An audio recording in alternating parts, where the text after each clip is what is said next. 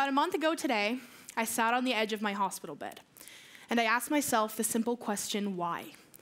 I had worked for years to be where I was, a young social activist who co-created 2 successful nonprofit organizations, a good student, an even better friend, and a girl who never lacked positivity nor energy. I asked myself why I had ignored what was going on in my head for so long simply to maintain this reputation. I had already accomplished so much in my life when strange things began happening to me. When even though I was incredibly academically motivated in the past, I couldn't seem to do homework. And I removed myself from friends, and I didn't answer my phone for a week, and I refused to go to school, and getting out of bed in the morning seemed impossible.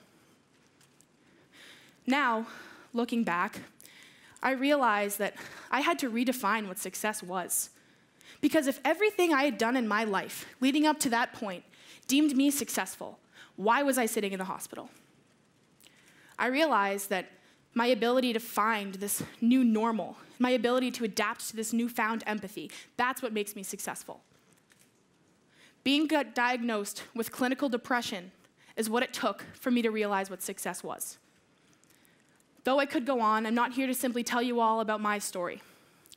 I'm here to tell you why I think this is happening, not only to me, but to a dangerous number of teenagers in this country, a statistic that is increasing every year, and why each one of you needs to advocate for programs in schools for teens that are suffering from depression and anxiety.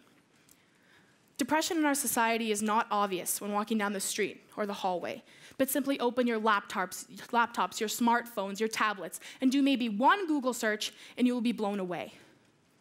After my one Google search, I found that after a study conducted in this spring, 1.6 million Tumblr blogs were examined, and of those, 200,000 contained pictures, videos, and text posts of teenagers hurting themselves due to depression.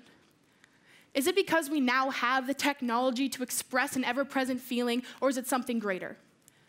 Is it just a coincidence that school systems and standardized tests, they're getting harder, and college acceptance rates are going down, and the pressures to be a stereotypical man or woman are everywhere? Is it possible that this society, is the thing responsible for the increase in a disease that is more than capable of killing? And we don't talk about it much, because it's often deemed a phase, or hormones, or being over-emotional. Oftentimes, conversations regarding mental illnesses, such as depression, result in words being thrown around that are nearly irrelevant. Depression is not the emotion sadness. Depression is a state of being below neutrality. Sadness is an emotion that comes and goes just as happiness does. My biggest pet peeve is when someone comes up to you and says something along the lines of, "I'm sorry, I was just depressed earlier. I'm so depressed right now." Depression does not just come and go. It's there. And it is the 3rd largest cause of death among teenagers in this country. 4,400 kids commit suicide a year, and for every one of those, at least 100 attempt. So now I'm standing here asking you all the same simple question I asked myself when I was in the hospital. Why? But this time, it's why we're not doing more to prevent this. My school has a bridge program for kids that are transitioning in from an extended absence. Many of us have suffered from severe depression and severe anxiety, and many of us say that the program has saved our lives because it puts our mental health first. How can we be expected to be successful in life and go to a good college and have a good career if the pressure is too overwhelming and we don't even finish high school? Bridge talks to our parents, our teachers, anyone we need to know what is going on in order to help us cope. The Bridge team consists of an academic coordinator who has the weirdest taste in music, like this guy is either listening to Bob Marley or like tribal music, there's really no in between. We have a mental health specialist who is obsessed with mini Butterfingers, an intern who is insanely good at bananagrams, and another intern who, though is very smart and goes to Harvard, has yet to advance past 2 songs on the guitar this year. But even so, these 4 people have become a both necessary and life-changing asset in mine and other Bridge students' lives. I'm here today to ask you all a quick favor to advocate to schools, advocate to your school boards for these programs. Because when I was in the mental hospital, I met a girl, we can call her Jane, and Jane had been there for weeks, and I had never met someone who understood what I was going through. And though I thought that she felt the exact same pain, had the exact same fear as me, she had been there for weeks, it was her 3rd hospitalization, and her school had no support for her.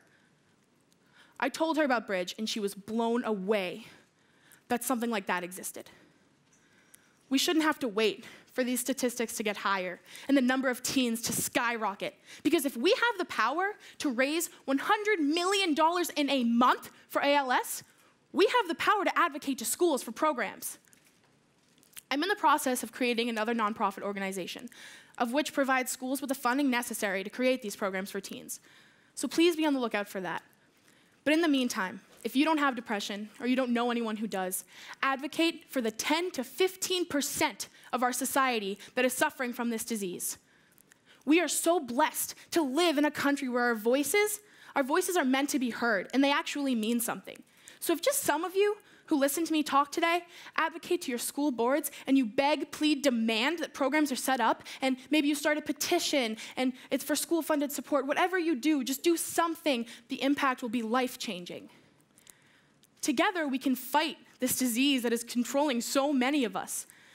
And if you're out there and you're dealing with depression, turn the energy that you have towards hatred for this awful thing into energy for change. Because together, we can fight back, and we can't let it win. We can't let depression win anymore. It's time to fight back. Thank you.